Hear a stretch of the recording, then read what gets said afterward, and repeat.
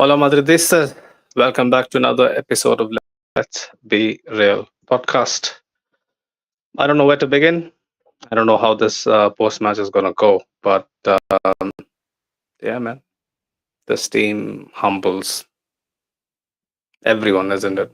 I mean, the reason why I don't have a kit today, like I think this is the first time in a post match in 3 years I haven't won a kit. It's for a reason. I'm bare today. You know, I'm just human in the flesh. Um, Yeah, I'm at a loss for words. I wish I can, collect my thoughts as we progress this post match. Um, but yeah, this has been something. I really want to sing, right? But hopefully, I get some energy um, throughout, the post match, and hope you guys would give me some energy because I am absolutely tanked. Over to you, boys. I'll come to you, Farooq, first. Take it away, bro. Champions League final, 15th Champions League. Second Champions League where we have been together, Farooq.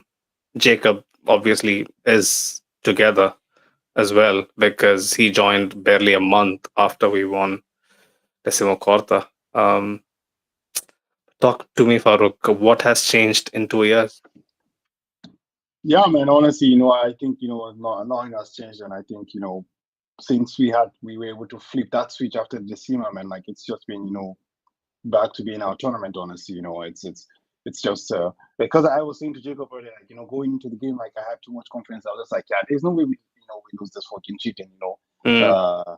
the first 45 minutes was absolute horseshit. Like we're fortunate to go in, level and yeah, man, we came out, in the second half, still not the best of it, but we came out right away. Danny Carvajal had a glancing header, which was just, a warning of what was going to happen. And eventually, they caved, Borussia Dortmund literally just, wheeled it away and we do what we do. Like, that's just the thing, man. Like, But if Farooq, isn't it? sometimes, So sorry to cut you off. Very good point. I just want to build on it, right? Isn't it like a horror movie trope? Like I don't know if you're into horror movies, Farooq. Have you ever seen some, at least some mainstream movies in your life? yeah, I mean, I don't know if you call them horror, but I mean, we I saw so when I was young and stupid, but I would never see so like right now, Yeah, And but then did you happen to watch the first Saw? yeah, I saw. Of course, it's the Do you first. remember the twist at the end What was the twist at the where end? the Jigsaw is the guy basically dead on the floor? He wakes up, he pretends to be dead That throughout the day, and he's actually the mastermind behind whatever that happens during the movie. Do you remember that? You don't. nah, yeah, it's been a while, Anyway, man. have you seen The Sixth Sense?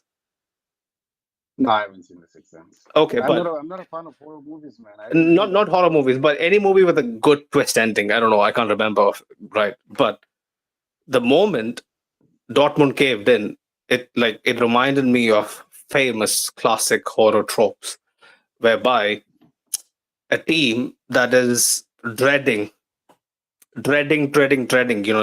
can see on the look on the faces. Full Krug when he misses that opportunity, and he forces that save from Debo, which was a powerful header, but it was directed straight at him. But you could see after every chance they kind of fluffed. You could see that look on their face whereby they knew it was coming. But then, boom, Carval's goal goes in. It's like, yeah, we are finished. How many times have we seen that before, Farooq? From big that's it, man. teams, small teams. It's countless of times, man. Honestly, like it's something that you just cannot quantify. It's something that you just cannot numbers or like any equation or tactics cannot honestly cannot relate to. Yeah, we know finals are always cagey affairs. It's here and there, but yeah, these are things that Real Madrid keeps doing over and over again. You just cannot quantify this, with anything, and that's just the thing. Even in the first half, after I think it was Brandt who had like two chances in quick successions, and after that, I was like, okay, here we go again. It's just Liverpool all over again in 21. That's just the thing. Like, we just have to start counting how many saves is going to happen. Of course, we didn't get to the, level of Liverpool with 12 saves and what is now. But that's just it, man. Like, this is what this team does, like, so credits to this, to the institution of of Real Madrid. And honestly, we always give credit to the players and to the coaches and what is not. I think this 15th title, is just a legacy cementing for Florentino Perez. I don't know who Santiago Bernabeu was, but I do not think there's been a living precedent in the history of Real Madrid that's more influential than what this guy has. Living Because he's precedent in the history of the sport, Farouk. We should correct I it mean, at this point. yeah, in the history of the whole sport, I totally agree with that because I just don't see, I don't know who's done what or what's not done, but I mean, Nobody has done more. We don't need to even research it. so that's just the thing, like the amount, the way he's able to, to make this machine to keep rolling, integral players leave. Cristiano left, and we won 2 Champions Leagues after Cristiano left.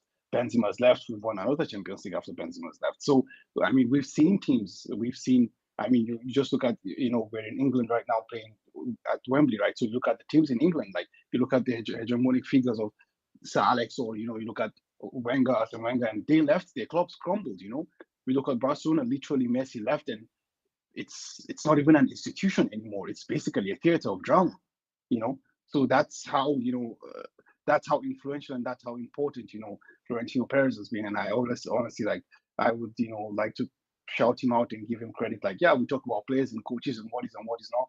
But I think, this title, further shows us the importance, of who Florentino Perez is. And hopefully, next year with the complete opening of the stadium as well, it's going to definitely cement Florentino Perez as the best president in this year of Real Madrid. Let me add to that, right? Before I come to Jacob quickly, I was watching so I'm very superstitious. I'm fucking superstitious, boys. You won't even believe the shit I do on big match days, right? So I'm used to watching this stream on CBS because, Henri, Micah, Kate, I mean, they have a good thing going on, they're funny, right? They're a bit too Americanized. You can tell by the way they pull their skits. It's kind of done to please a certain demographic, but still they're fun. But whenever I've seen CBS games, it has started off horribly, right? It was the same thing with Bayern, and I was forced to switch. Today, I thought, yeah, like after the first 20 minutes or so, I was like, yeah, this is it. This is my cue. This is the sign from the heavens. I better switch it to TNT Sports. So I was watching TNT, and look what happened. We won it. I mean, I'm not gonna, ask for credit, but I was just alluding to what Jose Mourinho, who was nice watching him in his flesh after a while, relaxed, talking about one of our games, which is a rarity because he used to, I think, do punditry in England. But he was mentioning what you just said, Farouk. It was almost like, he learned a thing or two from you, great soul. He mentioned the success behind Real Madrid is simplicity. Simplicity in structure. It is Florentino Perez. So, yeah, Rio Ferdinand was asking him, what is the structure? He just said the structure is Florentino Perez. Florentino Perez, Jose Angel Sanchez, Juni Carafa. That's it. That is the crux of what goes on at Madrid. Sometimes we see, and they were also mentioning, we see so many roles being parroted about. This director, that director, chief of this, chief of that, head of that, head of this.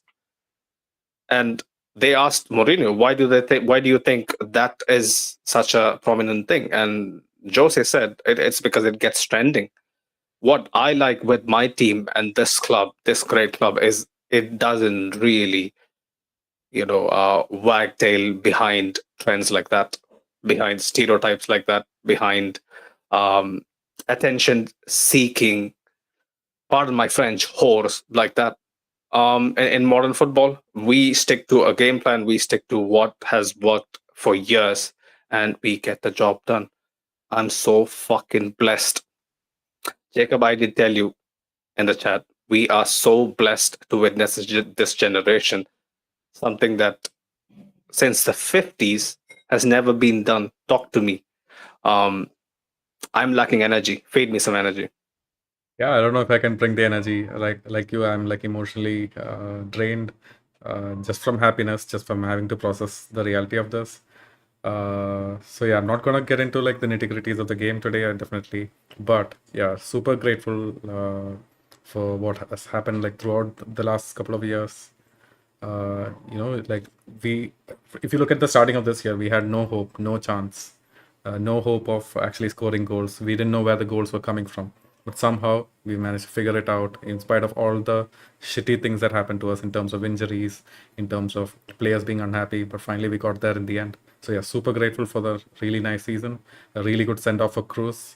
Um, and with regards to finals as per se, like I feel like this was a wildly different game to Liverpool because with in Liverpool we were defending really well. Like the chances they were creating, that's because of their quality.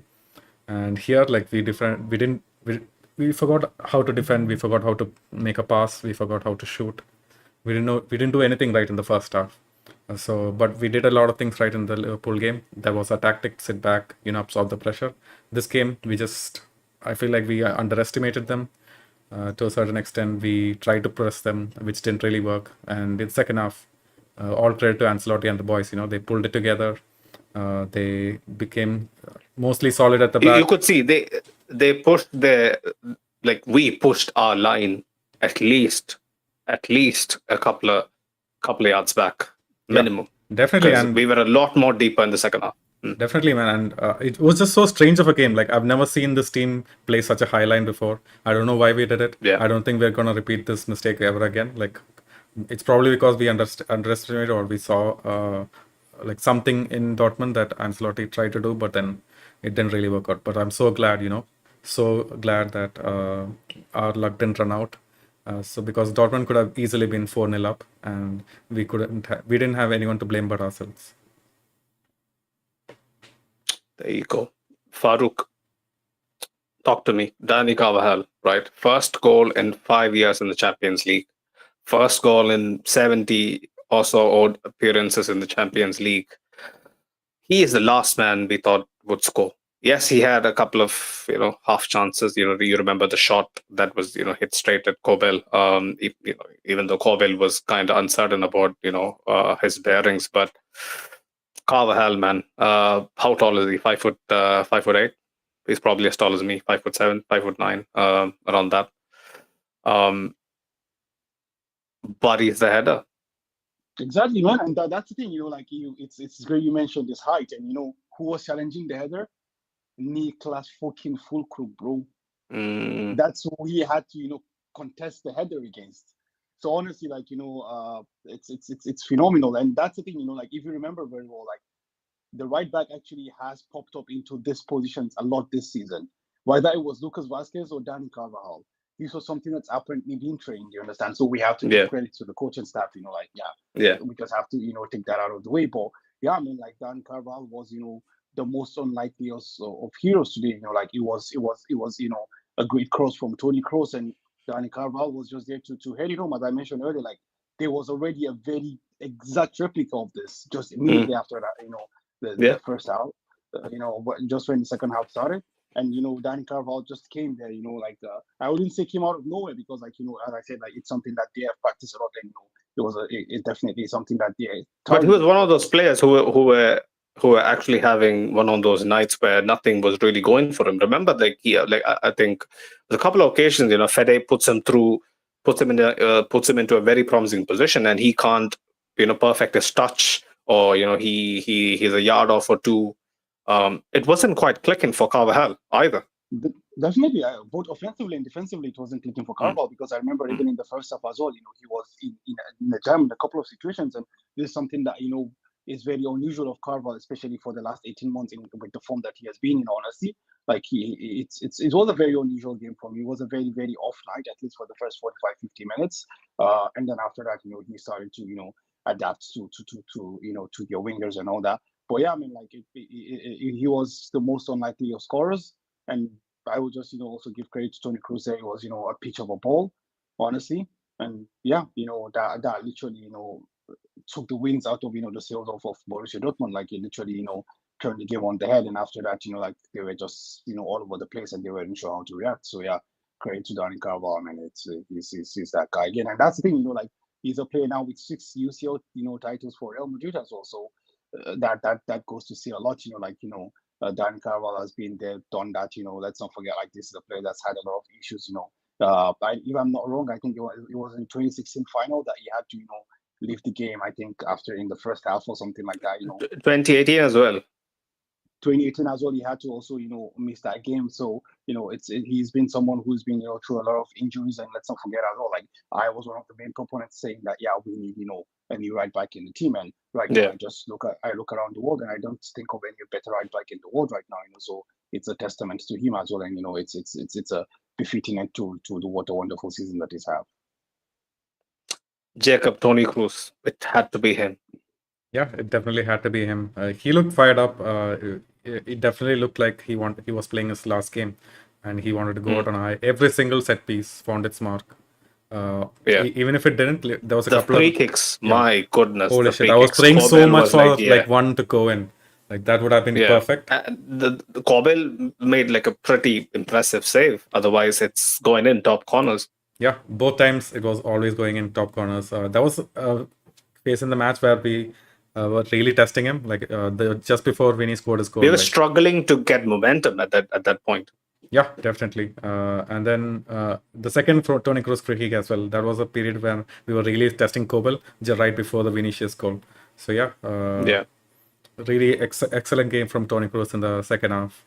In the first half, there wasn't anything he could do apart because it was a collective farce. The first half, the way we set up, the way we basically reacted to how brilliant Dortmund were, especially in their shape, in their organization. Dortmund really looked like they got a number on us, and I couldn't fucking believe my eyes. I was like, is this really happening? And I wasn't like Farouk. You know how I am, right? In the Champions League. Like I'm not really undermining what Farouk thought. Probably 95% of our fan base and the neutrals thought that this would be a walk in the park, because Dortmund, let's be honest, they have had a couple of good performances. They have bet Bayern, they have bet PSG, they have bet Atleti on route to the final. Bayern in the league, of course, but they really aren't a great side. Yes, they can pull off miracles here and there, but they really are not that good, But I remember Mo always warning us that German sides are the toughest to play for us. Stylistically, the way they set up, the way they press, German teams have a knack of nullifying what we do the best among, most top 5 leagues. But the first half was basically that in a nutshell and more. Dortmund basically knew where we were trying to get out. Fede was, completely choked out. Like they let him run for the first 10-15 minutes. They saw that, like he's getting a lot of joy. He's getting his passes right, getting players into positions where, it could potentially lead to something dangerous. They completely shut him off as well towards the end of the last quarter of the first half as well. So the game plan was perfect. The amount of times I saw my team struggling to, string a pass together or basically, get up the pitch, right, cross the halfway line was maddening. It just, again, credit to Dortmund, and probably like what Jacob said, it could be complacency, could be the nerves. Let's be honest, right? When we get to a final like this, obviously, unlike the Liverpool final or the Juventus final, or the Atleti final, this final we were massive favorites. So with being such massive favorites comes a tag called pressure, and the pressure was mountain. And I was also mentioning it in the chat, like, are the players really thinking about the Kroos farewell? Are they getting carried away with the fact that we must absolutely win for him? Is that getting to their psyche a bit? Halftime really helped. Halftime, Carlo knew what he had to do. He basically did something that I thought he would, and it worked. It was just a slight tweak of how much we creep into Dortmund's half when we are defending, and that just perfected the trick. And they didn't know what hit them, because the urgency with which we were kind of trying to force the issue. Remember, like, Dortmund had like successive back-to-back corners, and then we got successive back-to-back corners. Yet it was a sign of, basically, Dortmund were continuing their momentum from the first half. That's what I thought, especially at the beginning of the second half. I don't know what Farouk thought. I was hoping for a much bigger reaction, in the sense that we would come out of the blocks, all guns blazing, and would go for the kill. But Dortmund looked right on top until we turned the tide. Yeah, definitely, I agree with you, man. Like, that's what I say, because if we remember, like, just before the corner, actually, where Carvajal actually had the chance where he didn't score the similar header. I think they also had one chance before that, and even after that, they had another chance. That's why, like, I said, like, the goal from Carvajal just took the winds out of the sails, because, like, as you mentioned, like, I was expecting a reaction, and there was no reaction, But what I just came to understand was, like, Carlo was just like, okay, these are my guys, they're gonna get it done one way or another. You understand? Because I was really, really shocked that till the 78th minute he was not making. I think the first goal came in the 70th plus, or if I'm not mistaken, somewhere around that time. I can't recall exactly the I can't recall either. Probably sometime around that. Sometime around that. Anyways. But I was, thinking after the hour mark, like, why is he not making any change? Nothing is different. 15 minutes into the second half, we're still, not doing anything. These players are not really, they're not literally trying to push anything. So, like, I was wondering, why is he not making the change? But then I just came to the conclusion, like, like, Carlo was just like, these are my guys, these are my Galacticos, they're gonna get it through one way or another. So Dortmund was still just, doing their thing. But once that goal went in, it just changed everything. So I definitely agree with you. Like, they tried to do stuff like the halftime came at the right time, but still, Dortmund was still the better team, across the first hour of the game. 100%. Let me get into a few other comments, and then we can go into the ad read. Right. Ashik was mentioning, thank you, Tony, for everything, and yet again giving us a parting gift. It was a privilege to experience watching Cruz. 100%. Dennis the Great was mentioning Ala Madrid, campeones de Europa. 100%. Prince was mentioning Modric, Cruz, Nacho, and Carvajal, 6 Champions Leagues. I mentioned it in the chat, boys, right? The first time I heard that the record holder for the Champions League wasn't Di Stefano or Puskás, it really blew my mind. And Paco Gento, obviously, had 6. And I did tell in the chat that when I learned about that stat, none of these players had even 1. Right? I'm talking about guys like Modric. I'm talking about guys like Nacho. They didn't have 1. Many of them have gone. They couldn't get to 6. Unfortunately, Cruz wasn't around then. But to see these guys rack up so many Champions Leagues in my lifetime, right? 6 Champions Leagues in our lifetime, guys. How do we deep this, right? Or would we realize the depth of what we have achieved over the years only when we get to somewhere, say 60, 70, if we get there, right? That's a big if. But when we grow old, we might probably realize the importance, if I'm not mistaken, Jacob. I mean, for me, it's I've been through the barren years, so I know how important this phase of our journey is. I'm not taking anything for granted. Every single win, every single trophy, I'm definitely looking at it, especially because there's a change of guard coming soon, and it's happening gradually, but there's definitely been a change of guard. So I'm definitely looking at this group of players and keeping glued to the screen, watching how they affect the game and everything. So just to give you context, like, Carvajal started pretty much all of the 6 UCL finals, and he can even maybe start another one. That's just how good he is. Even Modric, he didn't start this one. Maybe in the next one, we don't know. Same with Nacho. Like, what a servant he's been, and he's been so phenomenal this season in the Champions League. We all just wrote him off in the mid of the season, saying, "Hey man, let's just start Tchouaméni and then be done with it." But yeah, man, like, he's really turned this around. a testament to his character. Is it confirmed that he's leaving? Like, I can't check Twitter at this moment. I've completely No, I forgotten to didn't really see anything go. on Twitter. I don't think we'll hear about it today because it's like a day of celebrations. We won't hear about Mbappe. Right. It's the time to actually celebrate. Hopefully, we might see a turnaround. But the way he's speaking, whereby he's mentioning, I've made up my mind, kind of is a negative connotation. It kind of refers to him already saying adios. But yeah, Nacho, what a brilliant player. He had a couple of mistakes in the first half, but yeah, when the going got tough, Nacho and Rudiger, my goodness me, Rudiger, man, the amount of last-ditch tackles, last-ditch slide tackles, last-ditch headers, his determination to keep up with Adeyemi, that left-hand side, our right-hand side, was a problem. Not so much as Mendy. Mendy was having like a horrid time. They were really finding some joy down our left. But yeah, credit to the boys for keeping it together, man. Because it could have easily gone the other way. Easily. I think Carvajal just summed it up, man. Like he basically just came out and said, "Yeah, like we didn't even deserve a draw, but here we are."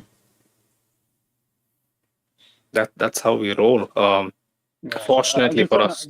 I want to add Go on, something to discuss tonight, like because you rightfully mentioned, like these are players with six trophies, and Jacob Wright also brought up the point of when we knew the barring years, I just want to draws back to a certain point in time, like you guys would remember, like after the 2002 trophy, then we had the whole issue.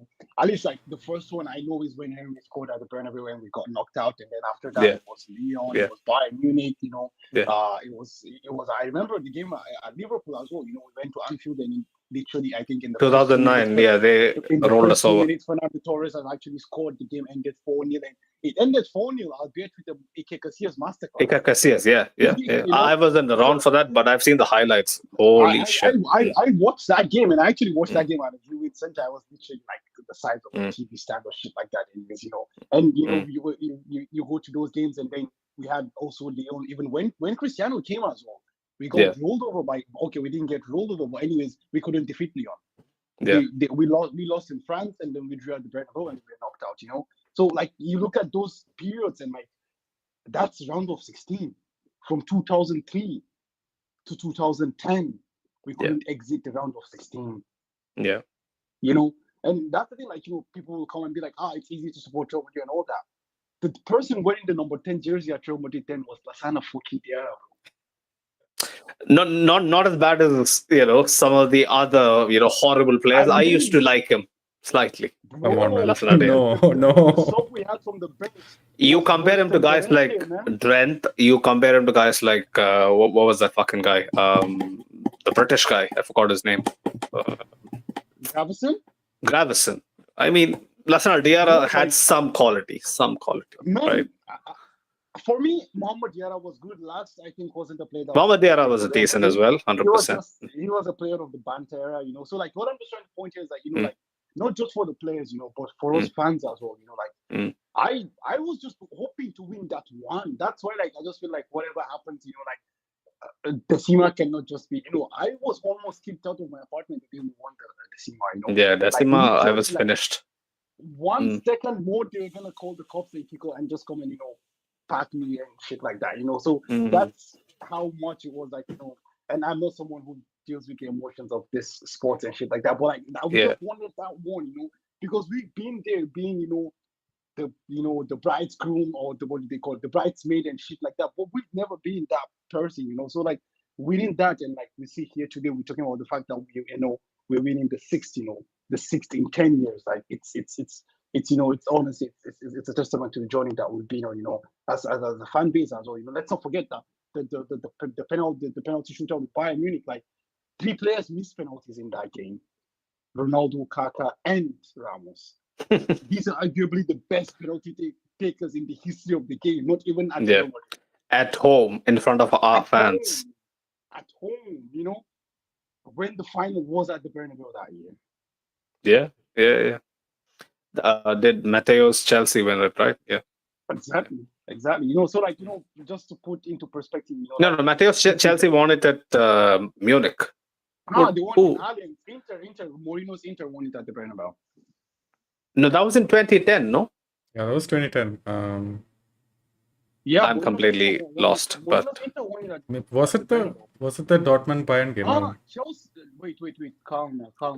2012 wasn't in Madrid. It was in Munich. Oh, 2010 Yeah. was in Madrid. Yeah. Mourinho won it. 2010. Yeah. Mourinho won. 2010 we went out against Lyon in the round of 16. My bad. Yeah, it was Pellegrino. But we all remember, man, where we were during every single year of the Champions League, year of the year we won the Champions League, because like after the 2014 Champions League final, I haven't been this emotionally charged like I've been today. 2022 didn't. It hit me. The semi-final hit me more than probably because it hit so hard in the semi-final. The final didn't shake me as much, but this time the Bayern Munich semi didn't hit me. This one finished me. A lot of memories, tied around 2014 and 2024. This club and my life. It is just like I'm super grateful. Super grateful to be here, watch this team in its glory. Like you said, I wasn't around for the banter era, but I was around for the era where Pep's Barcelona was rampant, and we had to play second fiddle. Sitting through the Champions League semi-final against Barcelona, where we got ran over at home. This is something that I'll never recover from. Days like today is something that I'll take to the grave. All of us would take to the grave, no matter where we stood, beginning of the season, middle of the season, how much we were disappointed in some performances, managers, players. These guys, man, they are making history every single time they lace up their boots. Another record is being broken. How many players can really tell their grandchildren every time they walked onto the pitch, they were on the cusp of another record? Like, how many could actually do that? Very few. You could count them on your fingers if you really wanted to. The greatness, it will transcend generations. It will transcend time. And this period in Real Madrid history will be talked about for generations. There is absolutely no doubt about it. A few more of the comments quickly. Prince says, como no te voy a querer, and beyond. Right, Ashik was mentioning, time to finally enjoy my Cohiba and single malt scotch. Happy drinking, Ashik. Gamble aware. I wish I could find a I wish I could find a drinking equivalent, but yeah, gamble aware came to my mind. Gamble with your life, with awareness. You could put it that way. Rajat was mentioning Nacho Fernandez leaving. We just hope that's not the case. Vinny getting Ballon d'Or. Panel 100% at this point.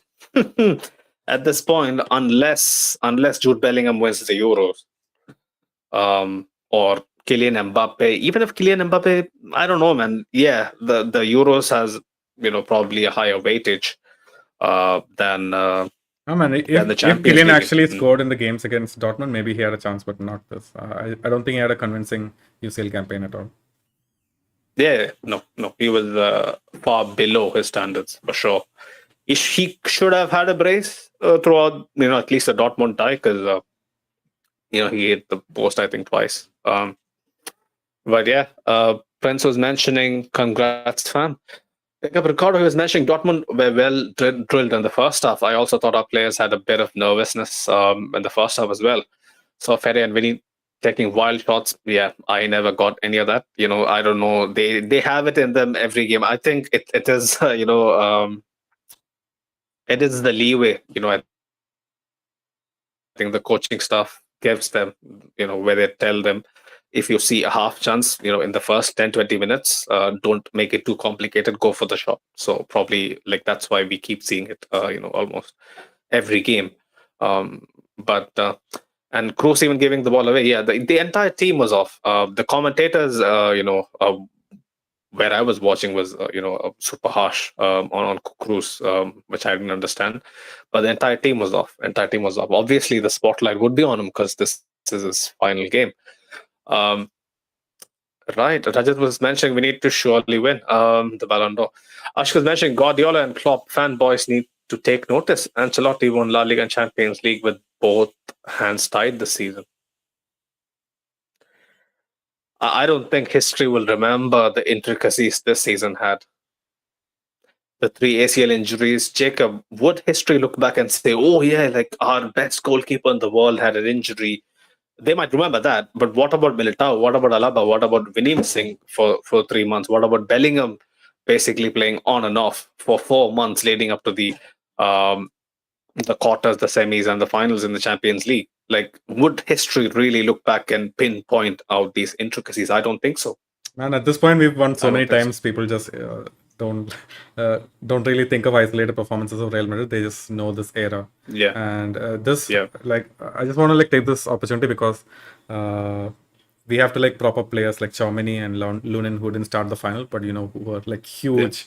Nobody's gonna remember them, but the fans, we are still gonna remember.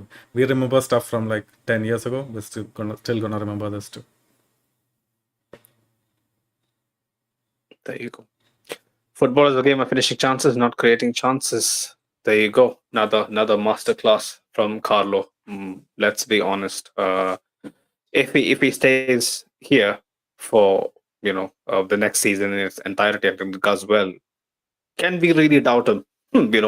If he can get into another final with the addition of Mbappe. Mbappe is a big signing, but the synergy and how the team would be set up is all in the balance. We have to kind of look at it, as we go. But you really can't count out the man's pedigree. It just goes above what anyone has done. People used to talk about Bob Paisley. People used to talk about Guardiola. People used to talk about Sir Alex Ferguson. I think he has eclipsed every single one of them. There is no two ways about that statement. Nobody can question what he brings to the table when the Champions League anthem is on. Right, Rajat says win all the leagues with your huge amounts of money. Pep Ancelotti is the owner of the Champions League. There you go. 100%. Let me scroll down a bit. Ash was mentioning Ancelotti is making Pep, Klopp, Arteta, Tuchel, Poch, Mourinho, and all the tactic-heavy idiots look like his own butler. Like on another day, I would have said that as or basically written that off as hyperbole. But yeah, after a night like this, Farouk, we are not fans of your perspective, but we completely respect it. I don't want to go back. I don't want you to go back on it. I know what you have always said, but this again proves why Carlo is a bona fide winner. I think Carlo Ancelotti is not just a bona fide winner. I think like this win tonight, actually, in my opinion, at least in my eyes, I don't know about the psyches and the Cruyffs and all that, but like it cements Carlo Ancelotti as the best manager in the history of football, ahead of Sir Alex Ferguson, ahead of Jose Mourinho, ahead of Pep Guardiola.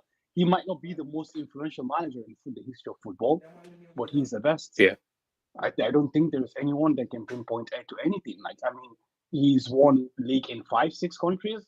He has 5 Champions Leagues as a coach, 5 or 6, I'm not sure. He's won 2 as a player. Yeah. So 6 in total, I think. So 5 as a coach and 2 as a player. So total 7. Exactly. 7 in total. 7 in total. So like I don't think like there is any manager out there that they are gonna have claims, but I think this win today, like it takes Carlo Ancelotti, to just tire of his own self. He's the best manager in the history of sports. And I said, like, I don't know what Cruyff is or the Sakis and all that, but yeah, Carlo Ancelotti, in my opinion. Let me ask you a question, Farouk. Yeah, this is going to be a bit difficult, at least for me. When I'm thinking about it, it is difficult, right? Zidane, for me, when I saw what he did, for me, he was unbeatable. Like, in my mind, I still remember saying to myself, like, this guy, what he did with this team, regardless of who he had, Cristiano or Bale or Isco, KCM at their prime. What he did is never going to be beaten, and it is unprecedented, and it's going to stay that way until the end of time. Until Carlo Ancelotti actually made this season into a double winning season. Farouk, for me, I think the gap is so minute. It's so close that I really think Carlo is up there with Zidane now. Like I didn't really believe a timeline where I would be saying that. Yeah, I mean, I totally agree with you, honestly, because I think it's very important, to, as you rightly mentioned, with the of course, like we talked about this earlier, like history will not remember what the circumstances were. It's just that either you win or lose. That's just the thing. But the point is, like, when you look at it, like you have Cristiano at his peak. At a certain point, you had Bale there, you had Benzema doing what he's doing. You had arguably the best midfield trio in the history of the game. So you can put all of this, as on the negative side for Zidane. But when you look at for Carlo, it's a whole different ballgame. Like he came, he had to find a way to deal with stuff. Benzema, performed well. They tried to make stuff happen. Kroos and Modric were at declining. He had to find a way to make them work. Throw in Fede, rejuvenate. Vinny was so raw that he couldn't hit the fucking bando. Exactly. Vinny was a player that literally like they just made fun of. They don't even mark him because they were like, yeah, nothing's gonna happen, And then you go to that year and then still you win the league and the title and also the UCL as well, double winning season. You come to this season basically, the talisman left. You start the season, your goalkeeper is injured. Your best centre back is injured. Again, your next best centre backs get injured. So it's basically been a situation where you just have lemons, and unfortunately you're able to still find a way to make a lemonade out of it. So I think because of that, like when you put all this into perspective, I think Carlo Ancelotti, at Real Madrid really ranks just alongside Zinedine Zidane, in my opinion, as well. Jacob, do you agree with it? Yeah, man, totally. But I just feel like there's a bit of aura that obviously, like if you just consider it in a vacuum, yeah, Ancelotti is like the better manager for Real Madrid. But in terms of like fear to the opposition, like that Real Madrid side just seems so unbeatable. It was just out of the realm of possibility that you could actually dominate Real Madrid in the way that any team can do. But now I feel like there are a bit of cracks. We have had to like depend on the brilliance of players or maybe even a bit of luck, might I say. I know we all say we make our own luck, but we have had to depend on it. With Zidane, it wasn't that case. We were just so unbeatable, and the other teams just were like in a separate league of their own. We were in a different league. Yeah, at least for 16-17, we were in that mold. But 17-18, like especially if you remember the Vasquez penalty and whatnot at home to go through against Juve, there was incidents. There were incidents where we had to kind of rely on a divine intervention. But yeah, I agree with your point. Probably the peak is much more higher for Zidane. Yeah. That's why it's kind of it's a good debate. It's a good debate.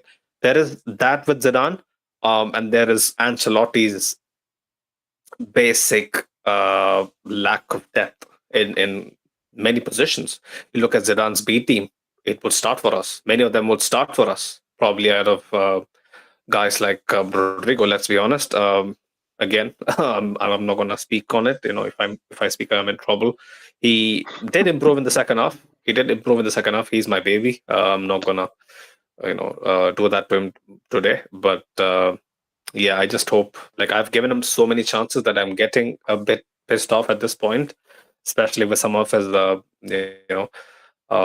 some of the slip of tongue that he has had in the press recently. I just hope it's unintentional. I believe it's unintentional because whenever I've seen him speak, he seems just like me.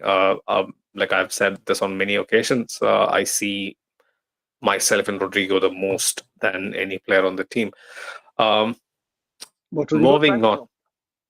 Rodrygo's time is up. He blew the chances he had and it's done. Rodrygo doesn't bro. Rodrygo at best impact sub. He blew the chance. If you guys remember when we did the season preview, I said this year was going to be Rodrygo's year. And he had the chance. He has the most minutes in the team. Yeah. And he has the same goal contribution as what's he called, Joselu. I think Joselu even has more than he has. Rodrygo has viewed the chance. I mean, forget about what he said across the week or whatever. Like, it's the media; they will always twist shit. That's the thing. Yeah. Like, I don't think we can question the commitment that Rodrygo has to this team. He runs. It's not like about lack of trying. It's just that it's not working. I don't think anyone can fault Rodrygo's lack of trying. Even today, like he was trying to make stuff happen, but it just wasn't happening. Yeah, man. Like On the sometimes other with hand, players, you know that like Benzema, even when he has off years, like he still makes shit happen. He makes plays happen. But the season, Rodrygo failed to even do that. that's one. Like for example, But for a couple of months, he did carry the team. That's the thing. For a couple of months, bro, like that was like for a 1 month for a 1 month stretch where he remembered how to play again. Football is not played for 1 month. If that's the case, then like okay, players like Jadon Sancho also will be players. They play for 2-3 months and then they I mean Rashford scored 30. Was it 30 or 33 goals last year? They say he has 7 goals or 8 goals or whatever the fuck it is that he scored. You understand? So this is what separates the A-tier players from you're better than average. You understand? And that's the thing. Like Rodrygo, like for example, let me just give a quick example. Today, the corner that Cruz took that led to Carvajal's goal. How did the corner came off? It was a pure moment of magic from Vinicius Jr. Vinny, he fucking nutmegged that guy into oblivion. Pure magic. You understand? That's the thing. Like even when it's not happening with Vini, he still makes things like this happen. Of course, like you don't see this on the stat sheet, like okay, Vini did no. But you as an observer, someone who watches that, to borrow your what's unit eye test, you see this. But unfortunately, this season, like for me, the biggest disappointment of the season has been Rodrygo. He was supposed to take that step. What we saw with Vini in 21-22 season, this was supposed to be that moment for Rodrygo. And then now you have an elephant in the room where Kylian Mbappe comes next. I know, yeah, Cruz is going to retire, but I don't see how this team goes back to a midfield three to accommodate Rodrygo. If Rodrygo had made a case, then you can consider going back to that. But Rodrygo has not made that case for the team to be altered for him to be in the team. In my opinion, Rodrygo's chance is gone. Barring a miracle, Rodrygo is at best an impact sub. Yeah. I hope the guys realize how fucking quiet I was. The last time I was this quiet, was while I Man, was. Sunit, like this guy best, Yeah. right? You feel like you see a lot of you in him. Do you feel like he Yeah. will accept a impact some road, or he just moves on? I think he would.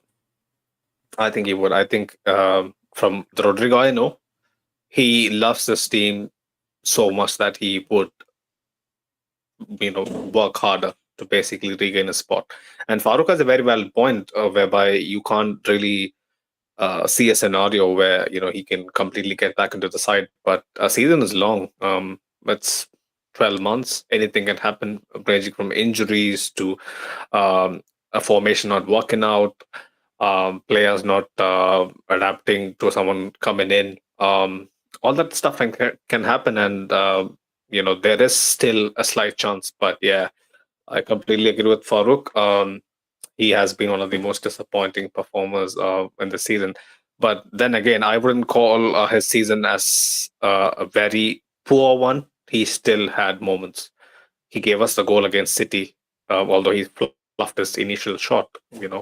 That goal is of paramount importance, because if that doesn't go in, we don't get to Wembley. Simple as. But yeah, this is a conversation we should have in much more detail probably during the season review. Over the next couple of weeks. By that time, I hope I'm recharged. I hope Farouk and Jacob, you guys will be here again. But let's go into the ad break. Pick up the chat. I'll be getting into a bit more of it, boys. Pardon us. We have been a bit knackered. I know you guys have been as well. But yeah, love for you guys, sticking around. But yeah, we'll be doing the post match for a bit more after the ad break. But yeah, pick up Manscaped, pick up Taurus. Hola Madridistas, welcome back once again. I'm here to remind you that if you want to help and support this channel, you do have a way to do that. We partnered up with Manscaped. You can use our code LBR20 to get 20% off and free shipping at checkout at manscaped.com. That's LBR20. for 20% off and free shipping at manscaped.com. So, what it is? Father's Day is also coming up. I'm sure if you don't have a father, there's some other male figure in your life, if it's not yourself. And my guess would be that you all need a new trimmer. If it's your dad, he probably had the same one for the last 15 years, so it might be time to change that one. So look no further. Manscaped is here for you. They have beard trimmers, the highest quality of beard trimmers. You get extra parts with it. It features skin-safe technology. There's spotlights on it. It's waterproof. It's amazing. 80 million men in the world use this. So I'm sure if that many people use it, it must be pretty good. Other things on their site, you can order like the full packages, like the Performance Package 5.0 Ultra. You get a lawnmower, that's a trimmer for downstairs, with extra parts, all the parts. There's so many parts. You have the ear trimmer, nose trimmer. You get the crop soother, the aftershave. Whoopa. Ball deodorant, boxers, 2 baggies. You get a bunch of things in the packages, so it's definitely worth your money. But you also have shears. You have like mats for your after you shave. You have so many things. Also from creams and lotions and everything that you would need for your beard and your body. For a man, look no further than Manscaped. So yeah, if you really want to, maybe get your dad something or someone in your life, do check out manscaped.com. Use code LBR20 to get 20% off and free shipping. That's code LBR20 for 20% off and free shipping. And thank you guys for watching. Back to the video.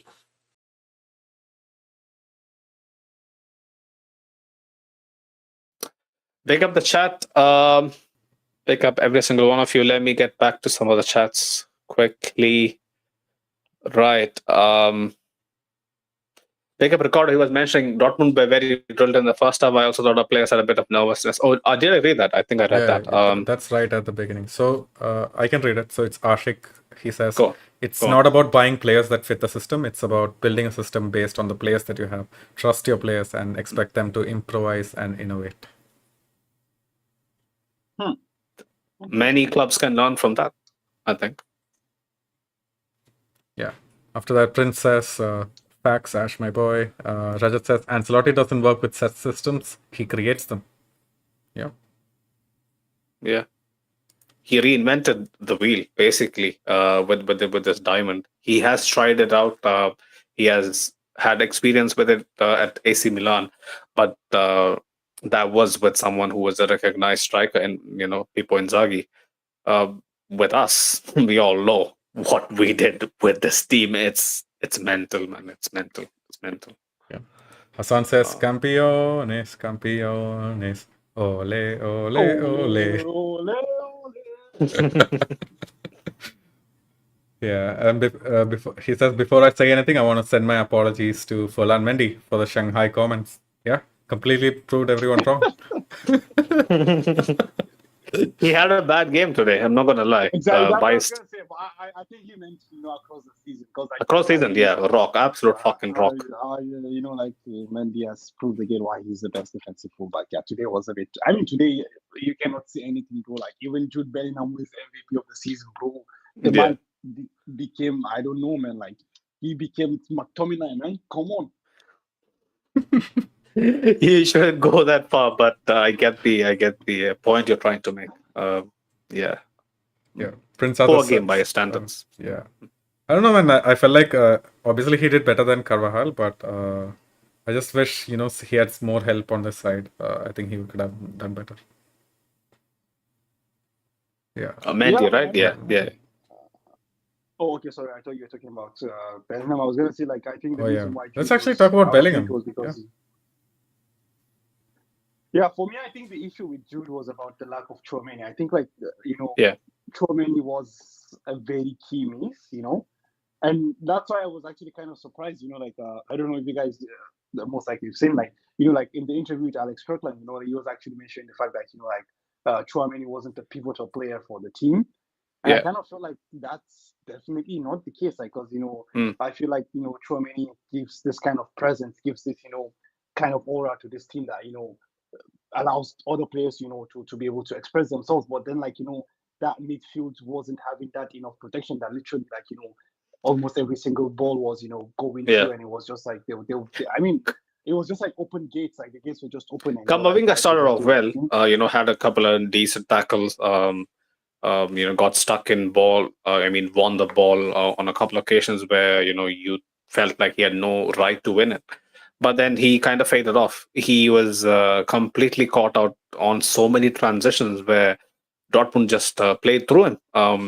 He was positionally lacking, to say the least. Yeah, definitely. So I think that also affected the performance of Jude Bellingham. So I think it's not just an isolated incident, as a whole. Yeah. But yeah, of course, players like World Cup players like Jude, be looking at excuses. This guy is not there, or this guy is playing or not starting. That's not the thing.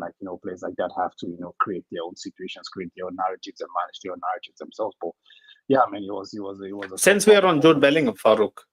Yeah. Although it was a fatal error by Matson, I'm pretty sure. I feel for the kid, right? He's gonna relive that memory over and over again. Although it wasn't the first goal, but it was the final nail in the coffin for sure.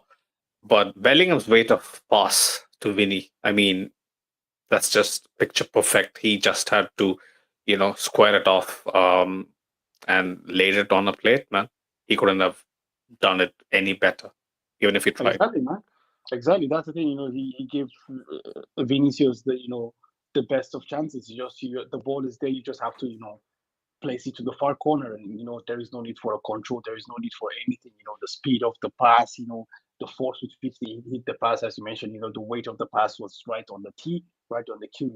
It was just a perfect meal for Vini, and Vini just ate it up. Like, honestly, like it was a great pass. But as you mentioned, the catalyst of that was the fatal error from from the young Madsen as well. But yeah, it's a learning moment for players like this, and yeah, Jude literally proved his quality on that ball.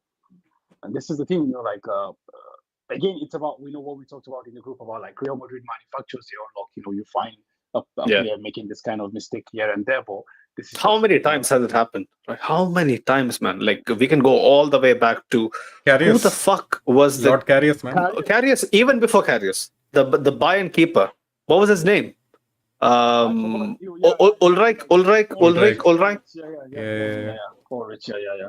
Fatal error against Benzema. I think Ulreich right? was also against exactly. Ulreich was also against Benzema as well. Ulreich was also against Benzema. Yeah. Then Edouard Mendy, Chelsea, at home. Yeah. Wasn't it at home? At home. Stamford Bridge. That season, Benzema, basically bamboozled all the keepers. They were forced to make errors against him. Even Donnarumma as well. Yeah. Donnarumma. Same season. Yeah, even Gigi Donnarumma as well. I think it definitely has to do with psyche, man. They just fumble the bag. They just... Man, definitely. I totally agree with you. The aura matters. You play Real Madrid in the Champions League final, and you're just what are we going to do? Because in my opinion, honestly, Dortmund really, really gave it their all. I don't think they could have done anything more. Okay, the finishing wasn't there, but I just feel like they couldn't have done anything more, honestly. But yeah, they lost 2-0. That's just the thing.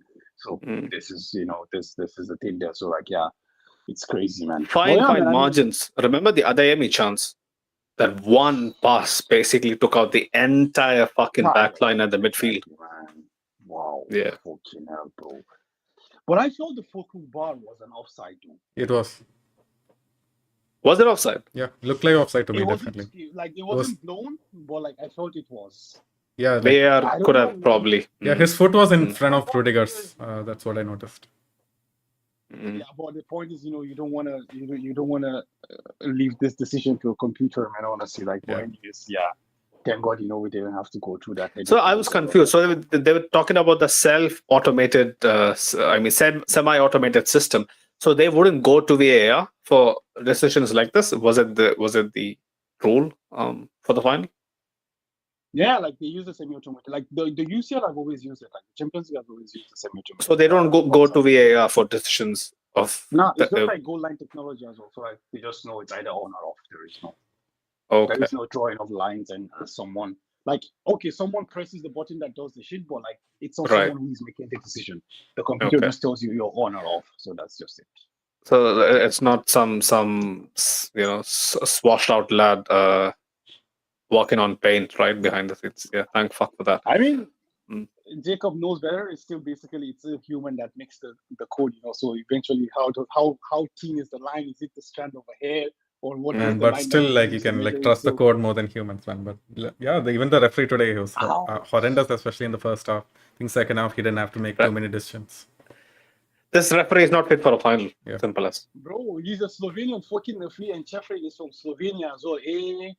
All of a sudden, I mean, with all due respect, what football are they playing in Slovenia? All of a sudden, they have Yeah. the best referee in the world. Someone like Michael Oliver, like I respect him a lot. Like that guy, he knows what he's doing. Like or Mark, the Daniel Orsato, like he has his shit moments, but yeah, someone of that caliber should have been perfect. But I guess it worked out in the end.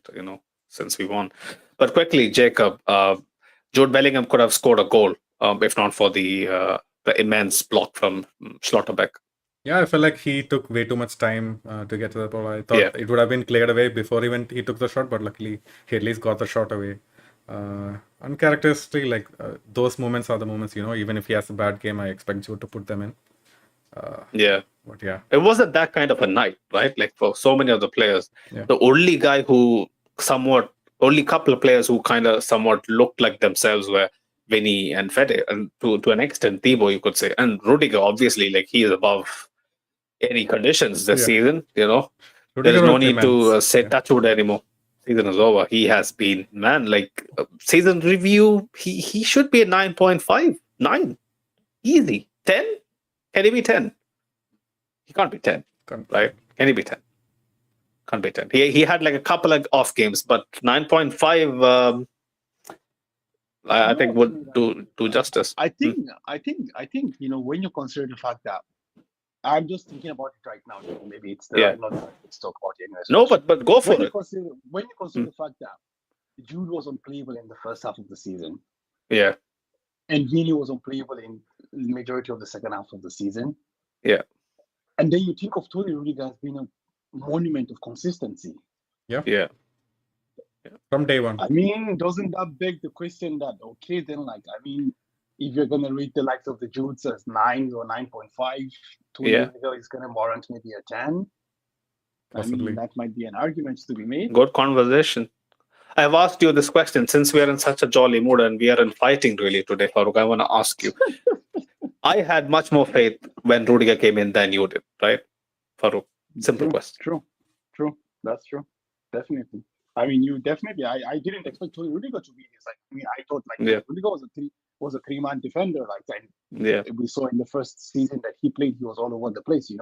I think in the first season there was just only the game against Man City where he marshaled Ireland. Other than that, and unfortunately for the second leg, he was unfairly dropped. Yeah, and shit hit the fan in that game, anyways. But yeah, man, he's totally 3C. I mean, I didn't expect Rudiger to be at this, to perform to this level, honestly, because as I said, I did not think, he had that in him playing in a back four because we had not seen him play in a back four before, so that's just the thing. So is he pound for pound the best centre back in the world? Man, you can maybe frame the question differently also. If he has an immense performance, same like in Real Madrid in the Euros, can he win the Ballon d'Or? No. No chance. No chance. I mean, it's a good shout. Let me answer your question. This year, yes. Oh my goodness, this is getting spicy. Yes. You believe so, yeah? This year, yes. I mean, I'm trying to think of the defenders. You go to England, they won the league.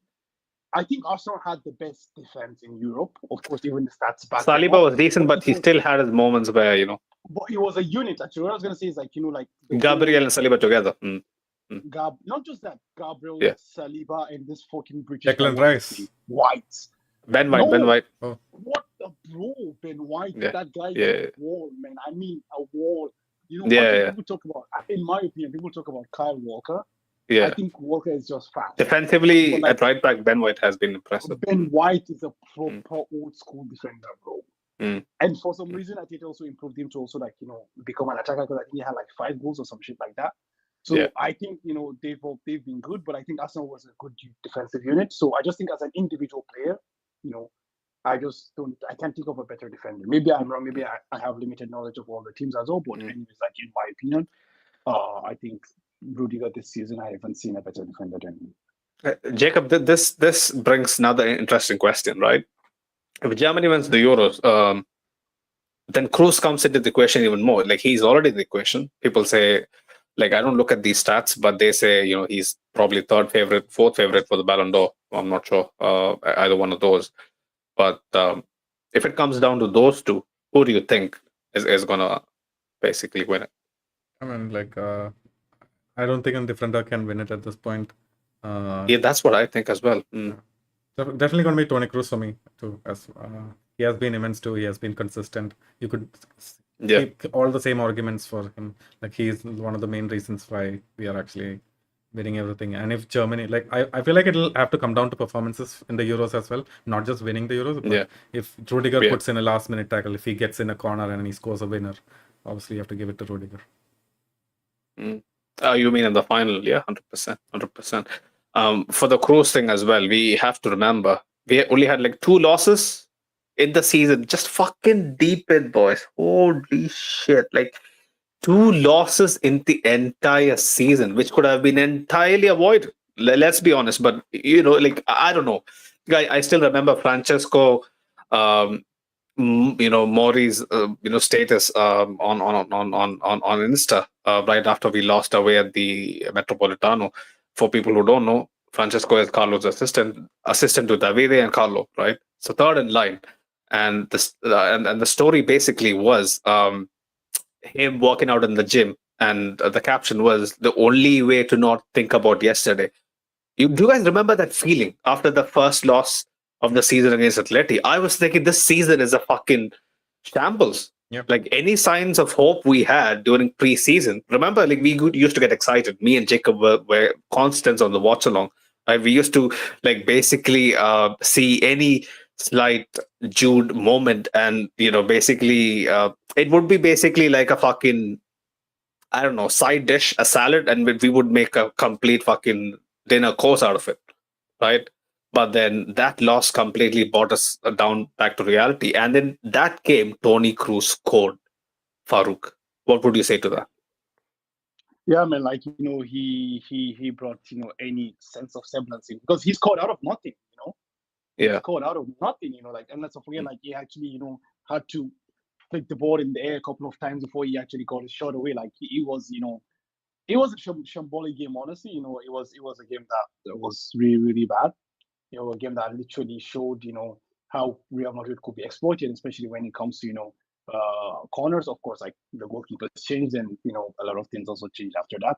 But yeah, I mean, like, you know, Toni Kroos literally brought us back into that game, but unfortunately, still, you know, our defense was just still, you know, was just not good enough in that game, you know, and they scored 3 goals that were literally just all. Are you surprised? 2 losses. Yeah, I mean, that's actually, I saw a stat, like, you know, we won the Champions League without losing a game. That's also something. Yeah, for the first time in our history.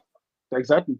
So, like, you know, we have 2 losses, and both of them were to Atletico Madrid. The first one, I feel, was a pivotal moment in the season. I feel like it laid foundation for what the team is today. The second one was something that totally could have been avoidable and should have been avoided. But anyways, you know, it is what it is. But like, yeah, just 2 losses, one in the league, one in the cup. You're basically rewriting the Bible as we speak. You know, the first defeat to Atleti was basically the protagonist for what, you know, happened after that. Basically, because that just motivated the team so much more. Yeah, go on. I just want to add something to this, because what I remember, at least in my moment, exactly, is that if you guys could remember, as well, we always had this discussion. Even I remember we also had discussion with when he was talking about the term purple patch and shit like that. And I've always felt that at the beginning of the season, Jude was scoring goals without actually playing well, in my opinion. But I feel that after that game against Atletico Madrid, it started to change. Jude was actually Carlo starting actually to came play out and better. said that as well. I think couple of days ago, he said that game made us kind of understand the fact that like on our flanks we were kind of a bit more exposed than we were willing to accept, that we were Exactly. willing to really understand. So Yeah. they made kind of Jude move into an inverted position out wide. Exactly. Jude so was not occupying different spaces, but he was still scoring the goals. That was also like that. Exactly, I said like that was an important. That was a loss that you don't want it, but it happened and literally laid the foundation for what we are seeing, what we saw, as the season planned out. But I feel like the second one definitely could have been avoided. But yeah, shit happens. It's a cup game, it's a derby, and yeah, I think we played them twice in the space of 3 days or some shit like that. Yep. When we lost the second one, we won the first one at the Bernabeu, and we lost the second one at the Metropolitano in the cup. So yeah, I mean, you have to win some and lose some anyways. But yeah, it is what it is. Yeah, Ashu was mentioning Gravison was Danish, not British. My bad. He came from England, right? Yeah, I got it completely wrong. I think It was he came before from my time. Newcastle. Newcastle, right? Newcastle, yeah. Yeah, Newcastle. But I'll quickly read out a few comments. Mitchell was mentioning earlier, man of the match is Kamavinga. Easy. Really, yeah? That's do you guys agree with Mitchell? Someone? Jacob? Did you think Kamavinga was worthy of man of the match? No, if it wasn't Carvajal who scored, maybe we should have probably given to Valverde. He was the only one who was good in the first half. In the second half, he was like very crucial, running after Adeyemi until Adeyemi left. Yeah. But Fede's work rate, I mean, who can question it?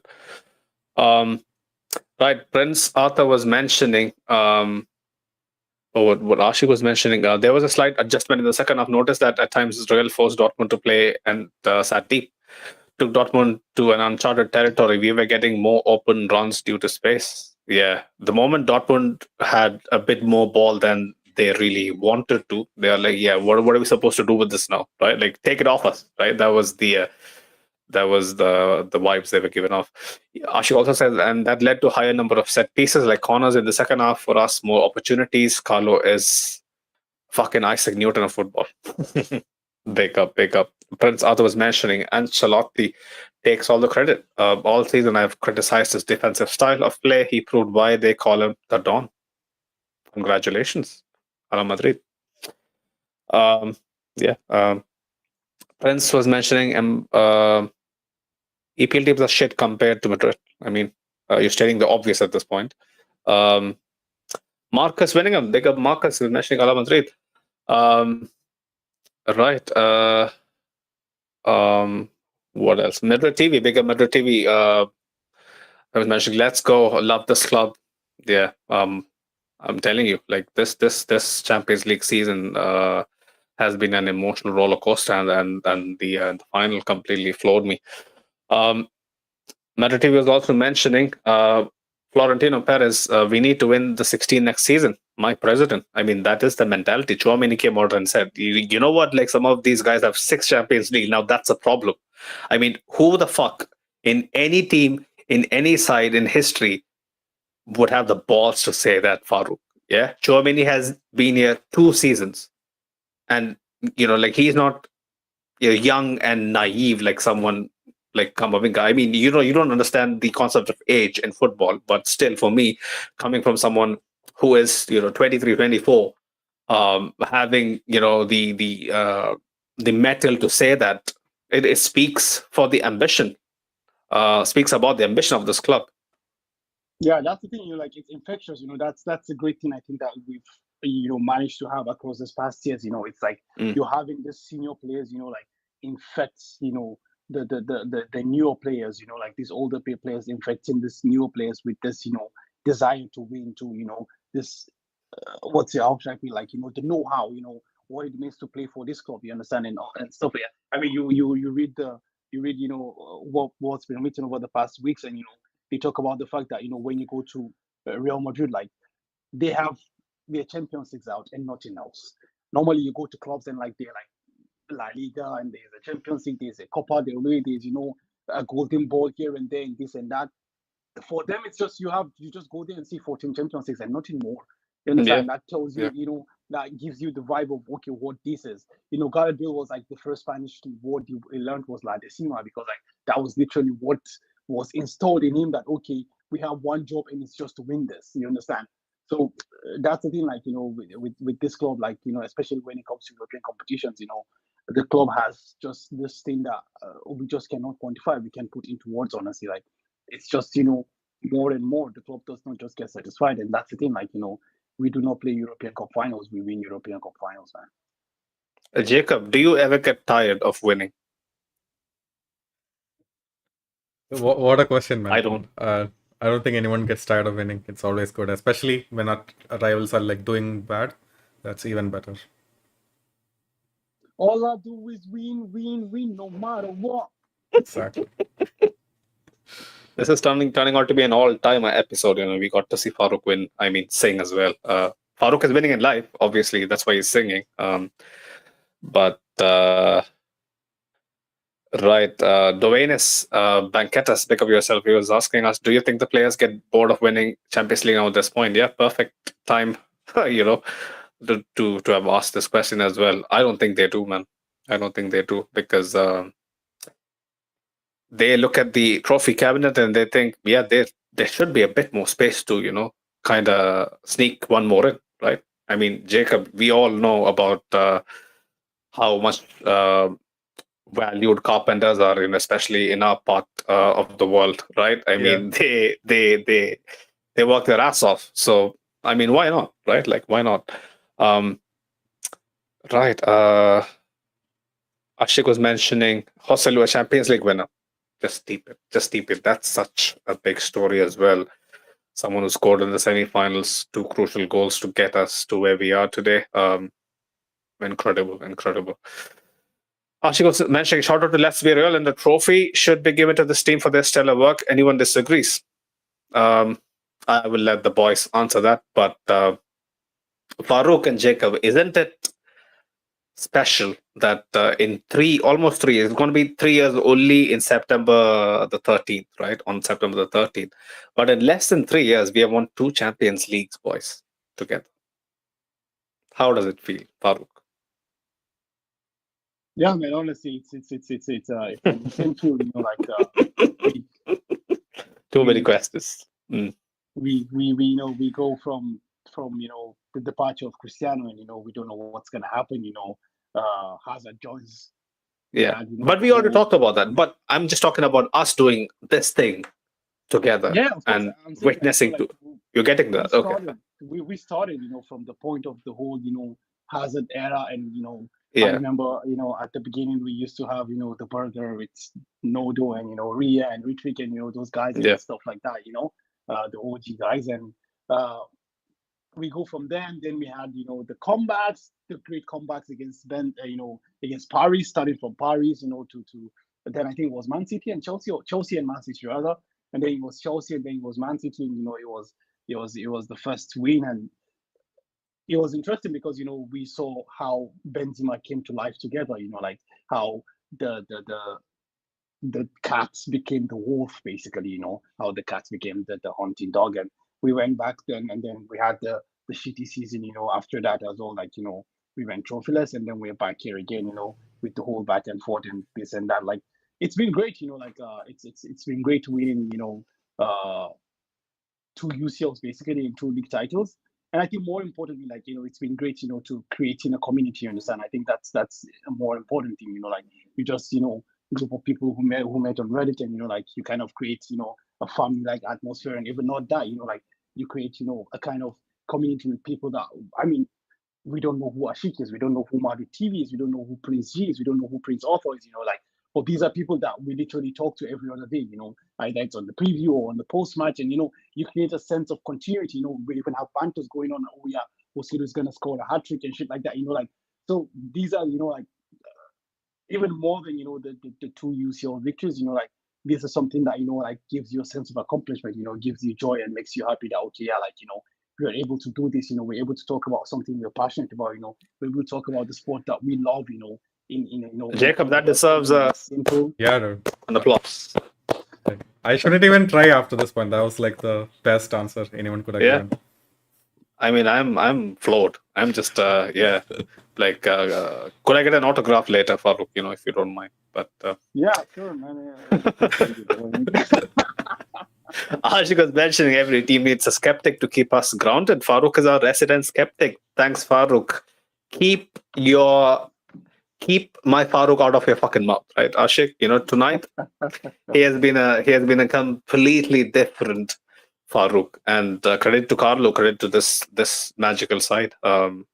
Yeah, credit to this magical side that I am big like this as well, because I was more similar to Farouk than I was myself this season in various points. It was a beautiful little bromance there as well, where we kind of collided in so many of our perspectives for the first time in history. And I think that is also one another stat that fondly I hope the record books remember. Ashik was mentioning even in his last match for Real, Tony serves an assist. There isn't any word in any language to describe the quality of this man. He cost Real Madrid 25 million. Let that marinate. 100%. 100%. Ashik was also saying Rodrygo have been anonymous offensively, but he made up for it with his grind and hustle and the defensive side of the game. He puts in a shift. We can't take that away from him. That's a winning attitude. Help the team however you can. Yeah. He doesn't hide. That's one thing that I love about Rodrygo. He can go hiding. He can just pretend like, oh yeah, he's trying to do shit. But he doesn't shy away from being in the thick of things. Prince G was mentioning Rudiger was my guy earlier. Right. Well, I think that's pretty much all the comments. I think we're going to slowly start wrapping this up. Jacob, we haven't touched upon the man of the moment. Back-to-back goals in Champions League finals. I'm not sure about the stats anymore. 35 goals and assists in 39 games or something. Vinicius Jr. Jacob, how good is he? What is his ceiling? And is he numero uno in Europe at this moment in time, ahead of the likes of Jude Bellingham, Haaland, Mbappe? Yeah, definitely. If you had asked me that question at the start of the season, I would have said, nah, man, like this guy, he's just getting into form. Then he had that injury. It's been a difficult season for him. But then, the second half of the season, bar none, there's no player better than him in the whole world. And, even in this game, like he had his difficult moments, but he made sure he constantly got past his first man. Obviously, Hummels had an all-time good game as well. And Ryerson, remember, Jacob, he was coming off back-to-back brilliant games against Mbappe. Like he basically had a number on him. And the commentators are, constantly reminding us, of that, that Ryerson isn't to be messed with. Mbappe was completely nullified. But then Vinicius kind of suffered a bit. But then, like you said, he grew from strength to strength as the clock ticked on. Yeah, and I feel like every game has been the same way. Even the Bayern game, when he gets started to going, as soon as he gets his first treble in, once he gets past him, the defender just can't stop it. It's curtains for the defender. Yeah, pretty much. And even before then, he was like putting in those crosses. You remember the ball to Bellingham, that ball that fell to Carvajal. Holy shit! Like inches, hair's breadth. Yeah, inches, basically. Any contact on it, it's a goal. Yeah. And so he had like a really good game, and like outside of Valverde, I feel like could have gone to Vinicius too, the man of the match. Farouk, Vinicius Jr. From where we kind of met, that Vinny to this Vinny. Talk to me, bro. Like you just cannot quantify it, man. Honestly, like Vinicius Jr. is the best player in the world, man. I really do not care what people say or what people do not say. Like, I do not see a player that impacts game as much as he does, honestly. Like, and that's the thing, like, we always try to quantify attackers by goals and like, and I was saying earlier, like, you look at Vinicius Jr. and like, he's the reason why people are at the stadium, bro. He's the reason why you punch money to buy tickets, man. He's the joy of the game. He's always trying, making stuff happen, and he's having fun while doing it. Yeah, he's not literally smiling the entire time. Literally smiling. He's having fun while doing it. So that's the thing, like, and as you said, like the Vini from where we started, like we will always go back to, the Mendy Benzema scene. Yeah. I swear Yeah. on my mother, he's playing against us, quote unquote. Mm. To the guy now who I am saying is, in my opinion, the best player in the world. And remember the first goal he scored and the celebration. Like I was a bit pissed off by that. Like the outburst of emotion where he completely broke down and he was like, like completely in tears. Yeah. And I will pinpoint to another goal at the Camp Nou as well, the deflection on the first goal we had with the Toni Kroos dictating, where he should go to, although like till now Toni Kroos still dictates where he It wants to was go at to, the but Santiago anyway, Bernabeu, I think, Farouk. It wasn't at the Camp it Nou. was at the Bernabeu. I thought it was Yeah, at the Camp Nou, yeah. actually. Okay, I think it was at okay. the Bernabeu. The Jacob, goal, do you remember? Was it at the Bernabeu? I I feel like think it was at the Bernabeu, Bernabeu. right? Yeah, I remember the fans Yeah, going crazy. Yeah. Yeah, so that game actually, that goal came after a very, very difficult period for him. Because I think he had gone around 20 games, 16 games without scoring or assisting and stuff like that. Basically, like he was someone that was an element of laughter. Like, yeah, just let him do what he's gonna do. Like nothing's gonna happen afterwards. There were flashes and stuff like that. So I'm again gonna bring I know we're talking about Vinicius Jr, but like I think it's only fair, like that I specifically pinpoint the role that Carlo Ancelotti has played in this player as well. Because like Carlo literally flicked a switch from literally what Anthony is at United right now to what Midfield is to today. I mean, come on, like that's just it. Like I don't know, man. Like, okay, yeah, Vinicius will be better than Anthony anyways, but anyways, like it's still the same bullshit. Like all stupid skills without any output. That's the thing. To what Vinicius is today, like a cold-blooded killer. A man for the big occasions. You used the word earlier, hiding. If there is anything you would never accuse Vinicius of is in the biggest games he goes high. In the other smaller games, bullshit happens. Maybe he's there or not there, but in the biggest games, you can count on Vini trying to make something happen. And he'll be the only one in the team. I feel nobody else. Exactly. So that's the thing. Like you look at that shift. That's why I'm highlighting the role that Carlo has played. What did he do or what did he not do? I don't know. But like he has helped Vini, to unlock that potential. And we're seeing now even different facets are being added to Vini's game. The way he's reading the game, he's becoming even more intelligent. He's trying to bring other players in.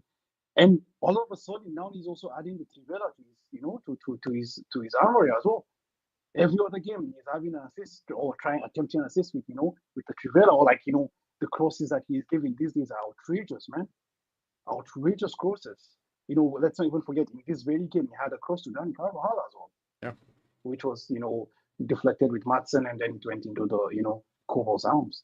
So like that's the thing you look at, like Vini is like still growing. He's not even in the peak yet, and we're talking about the best player in the world, So it's crazy what he's been able to do at this team. Like he's a player that grew up watching the likes of Neymar and Robinho, at Santos, and although he wasn't from Santos, like he came to the White House, and he has superseded all what Neymar and Robinho has done. I mean, with all due respect, I know Neymar was good at Barcelona and jack shit, but just even in the last 2 seasons, what he has done, he has already erased on what Neymar has done. So that's the thing. Like it's crazy what Vinicius. That's massive praise, because Neymar at Barcelona was a menace. I don't think it's a massive praise, but like Neymar at Barcelona was for 2 years or 3 years, but that's the leadership, man. After that, he went to Paris, and I think it's horseshit. And he literally won us 2 Champions Leagues. And he won one of them by being the main man. And Neymar cannot claim to have done that. Speaking of Neymar, I think it's sad that the top scorer of the Seleção is actually Neymar. What the fuck, bro? How can Neymar be the highest scorer? Tell me about it. That's comedy, man. Come on. I mean, you can't hate on him. Like, I don't hate him, but I don't hate Neymar as well. I actually love Neymar. I wish Neymar had come to Real Madrid. But the point is, Neymar is going to be the top scorer of Brazil, man, bro. Come on. What the fuck is Neymar, man, when we're talking about the likes of Ronaldo? But that's one point where Vinny has to really basically start writing history, because with the Brazilian national side, he hasn't really clicked. I hope it's time, agree. During the Scopa.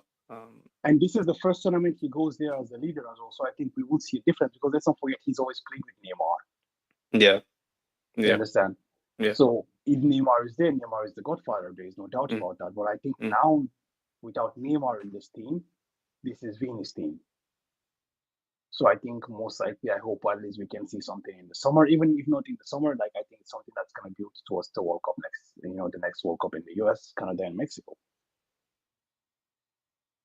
Add Endrick to this side, Jacob. Call an ambulance, not for me, but for the rest of Europe. Isn't that the case at this point? And the rest of South America as well, man. These guys are gonna play together, dominate. Just imagine, like, Rodrygo is also there. Let's assume that Rodrygo continues to play at the same level. That's gonna be Brazil's front three. It's gonna be massive. Golden generation loading. I hope that's the case because I was very young. I was 7 years old when they won the 2002 World Cup. But yeah, like I don't really remember apart from flashes of R9's hair, and of course Roberto Carlos as well. But yeah, I guess one last thing. I think but I think we gave enough praise to Carlo.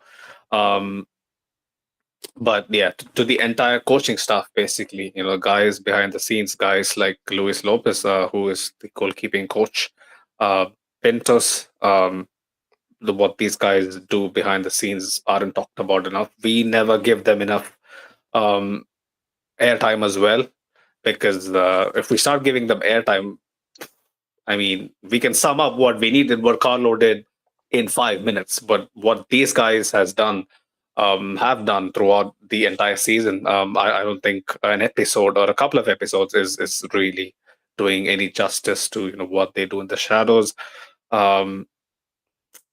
Incredible, the grit, determination, and desire to win.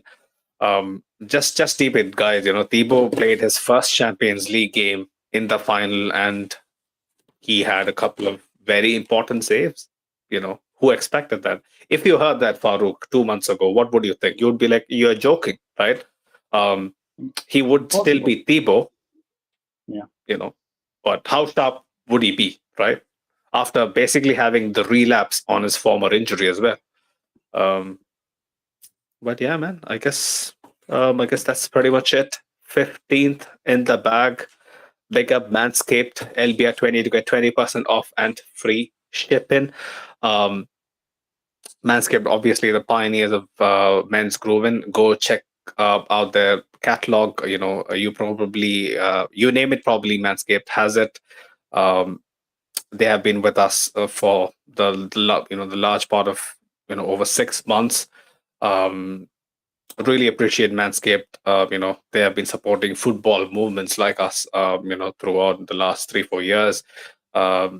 Brilliant set of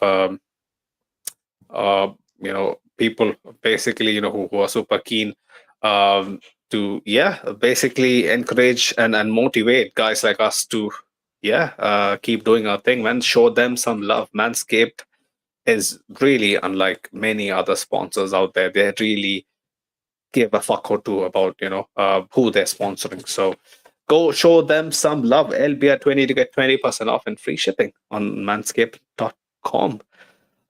Show some love to our partners, Real Madrid Committee, on Instagram as well. They're on a brilliant fan page. Shout out to Rita, shout out to Sharon, shout out to Sid as well, our team in Madrid, who has worked their absolute pants off this entire season to get in some quality content, speak to fans and get their opinions as well. They'll be hustling throughout the summer as well. Show the content some love. Share it to your fellow Madridistas as well. Hopefully we can enjoy the party from Cibeles together. Although we aren't really in Spain, we could basically be a part of it in one way or the other. Big up also Laura, ex Real Madrid TV. She's a close friend of Sid. She has helped us a lot, especially from Wembley as well. Shout out to Mus. I haven't heard from him yet. I worry for him. He had the mission of the unthinkable of basically speaking to some fans outside Wembley. I hope he's well and alive. Thoughts with Bus. He should be okay. He should be okay. But yeah, this team, the lads here, we have done some incredible stuff. Got featured on BBC. Got featured on TalkSport. This has been a genuine breakthrough year for us.